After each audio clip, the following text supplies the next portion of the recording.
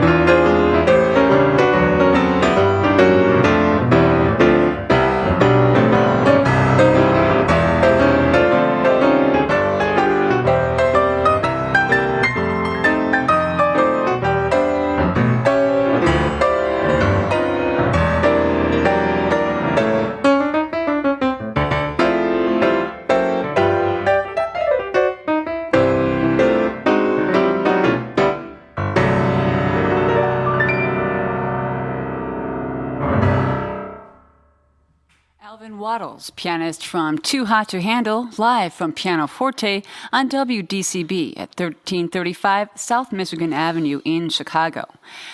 Well, Alvin, welcome to PianoForte and WDCB. Thank you. It's a pleasure to be here. I see that you began with Fats Waller, who has you have a tender spot in your heart for him, do you not? I do. I've been playing a Fats Waller review of sorts for about 6 or 7 years. So we've gone through a lot of his repertoire. I find an affinity for him. I like his humor and his capriciousness.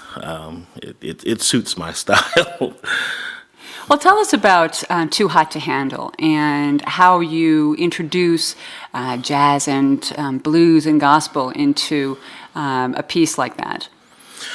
Well, it's an interesting piece. For my part, and I play throughout the entire thing, about a half of it is actually written out, note for note, about half of which I actually play. And some of it are just chord symbols, and some of it, there's a large solo which happens toward the end of it, which all that I'm given is a squiggly line, and it just says piano solo. And we just kind of create from there. It's a very interactive piece, and that's what I like about it.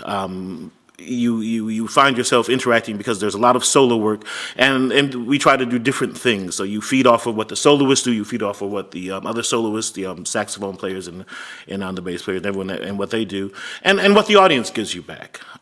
So it tends to morph.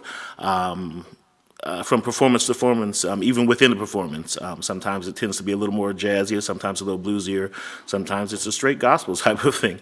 But I like that because it's an ever-evolving piece. It keeps it interesting. Fresh. It keeps it interesting, actually. 11 years later, people still are coming and are still, finding new things to hear.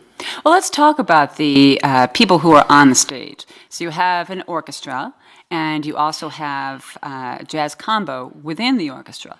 So it's yourself and a string bass and drums, and then you also have the Hammond B3 organ, Right. and you have an electric guitar and a bass guitar, and also, of course, the large choir as well. That's quite an ensemble. It's a lot. It's a lot of elements to put together, and bravo to Maestro Suzanne Acton, who kind of marshals all the forces. Because depending on where you are on stage, you don't hear everything. Because I have a large thuggish group of brass players behind me. I rarely hear the string players unless I hear them from the house because they're amplified. But they actually have a lot of activities going on, and their parts tend to be the truest to the original work. So that kind of keeps tying the work together to its origins. Whereas I've got an entire as I said, a brass section, a big band basically behind me, and kind of an R&B rhythm section on one side of me, which I interact with quite a bit. Marion Hayden on the bass and Dave Taylor on the drums. And they're from Detroit as well? They are from Detroit. I work with Marion and Dave quite a bit in Detroit doing different things. So we draw on that, which is helpful because I never know what I'm going to do, particularly in the last solo. So basically, they just follow wherever I go. And it's always an adventure, which is putting it politely. Well, I would love to hear some more music, as a matter of fact. You started with Fats Waller, and here we are talking about Handel. How would you bridge the two? At the piano. Because, again, like Fats Waller and his ability to morph and cover quite a few genres, which he did very well. We know him for a handful of works today, or many people do, but he was actually quite versatile. He grew up in the church. His father was a minister, so he grew up playing in the churches. He also grew up playing in silent movie theaters in Harlem. So, he was very quicksilver in terms of improvising along with whatever was going on the screen. And it requires that kind of energy because you never know what Rod's going to do. He's the tenor soloist, and he's all over the That's map. Roderick Dixon, Mm-hmm. Yes, who's from here.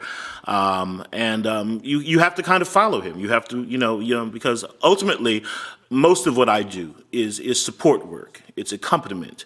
And so it has to both support the soloist and hopefully enhance what they're doing.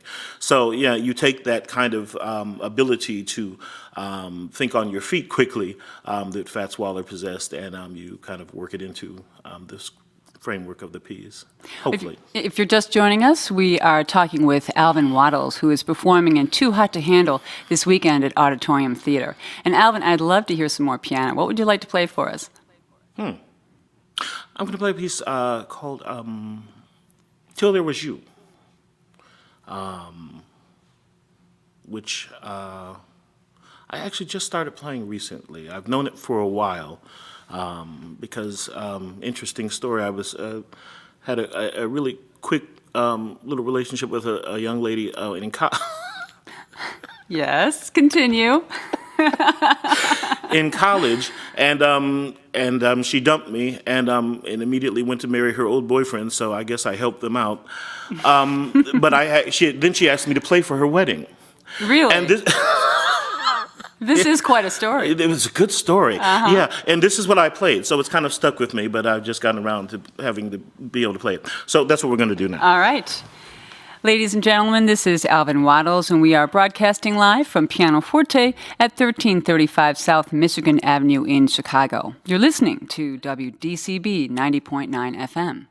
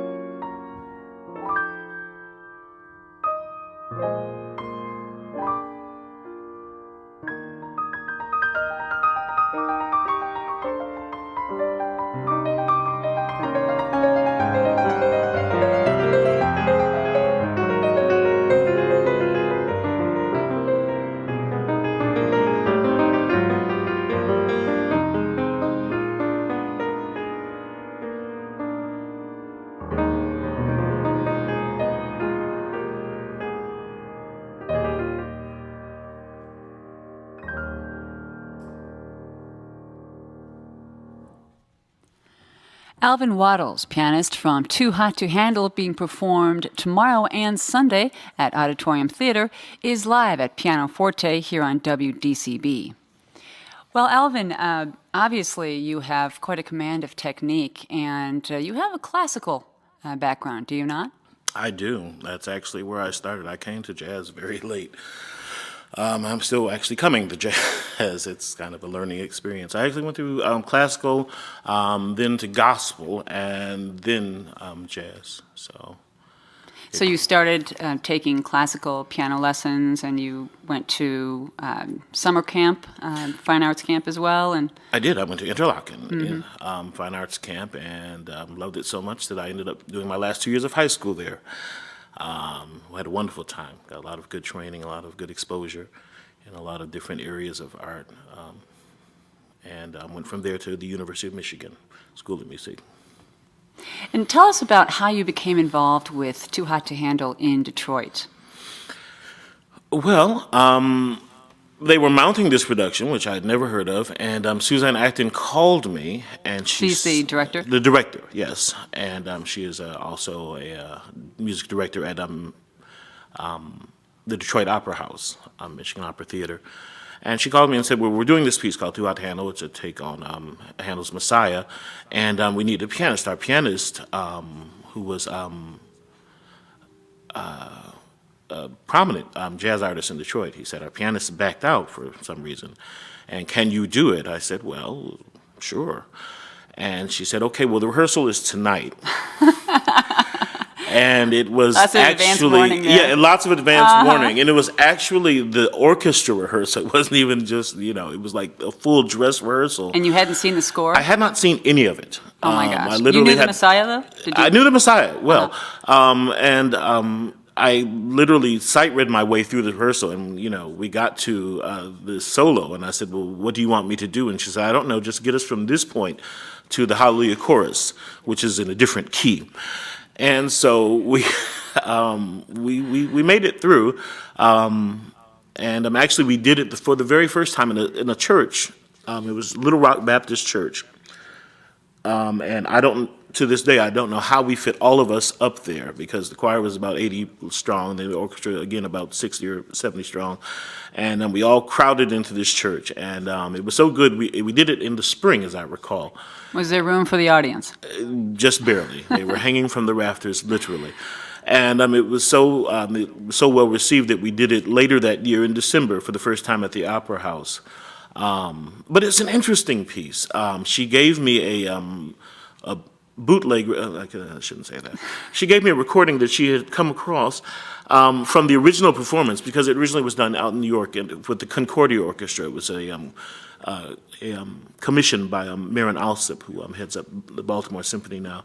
And she gave me this little cassette. You remember what a cassette? I do. You remember indeed. those things, yeah. And it was a cassette, in terrible shape. And it got to this the solo. She said, well, listen to this. That might give you some ideas, which is awful. Why is that awful? I couldn't tell what he was trying to do. Oh, no. It didn't seem to have any shape or momentum, so I said, well, we can't do that. We'll have to try to figure out something else. So it was actually a last-minute decision. I said, well, Marion Dave, I said, Marion Hayden, who's our bass player, and Dave Taylor, who's our drummer, I said, just follow me. I said, help me out here. And just go where I go. And so we literally improvised it on the spot. And we do that every year. I never know what I'm going to do, and we might discuss one or two things. What we do try to do sometimes is if someone of prominent artistically has passed in the recent year, we try to do a little tribute. So this year we'll probably try to throw something in for David Bowie. So listen for that if you come. I was listening today during the rehearsal, and I think I heard the trombonist playing a little bit of My Funny Valentine. I think he tucked that in. He did tuck that in. And there's a lot of that goes on. And it keeps it so you listen for things and you hear them, and they're just flashes. But yeah, people, there's such a creative, it's such an honor to be on the stage with so many creative people who are all kind of working for a kind of common artistic entity. Well, you talked about your classical training. We haven't talked yet about your gospel training. Tell me about that.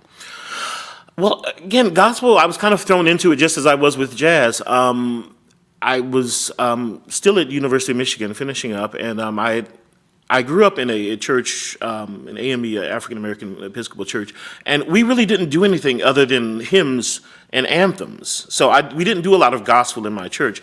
So while I was in college, I got a church job, someone said, and I played my first gospel music there. And I really wasn't accustomed to it because most gospel music, almost all gospel music, is not written out. And I was a pretty good sight reader at that point, and I was accustomed to reading things, and they were just saying, well, just listen to this and play it. And I was like, that's different. It is different, especially for a classically trained pianist. Yeah, so it was kind of a stretch. So I had to kind of retrain myself to, play by ear.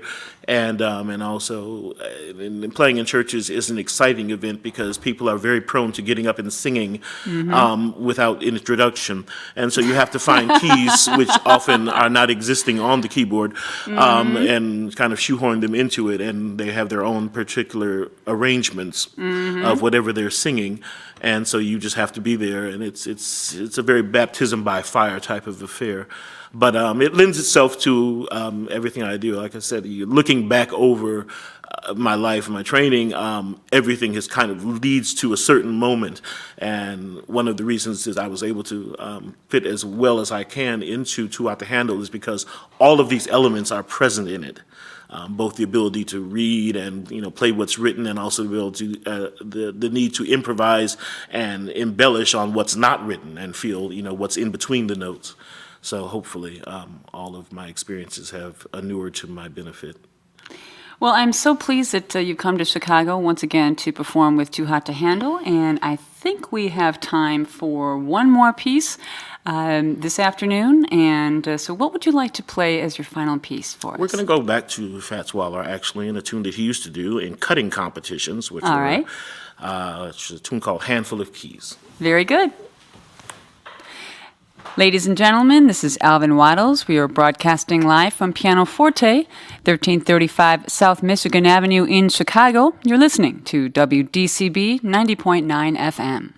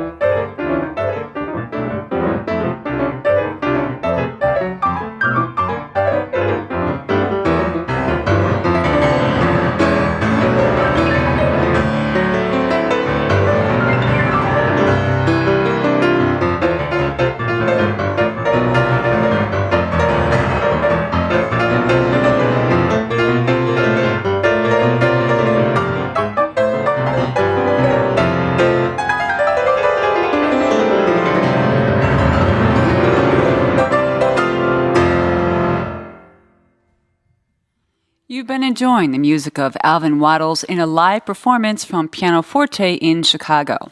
Alvin is performing in the Jazz Gospel Messiah, Too Hot to Handle, Saturday night at 7:30 and Sunday afternoon at 3 p.m. at Auditorium Theater.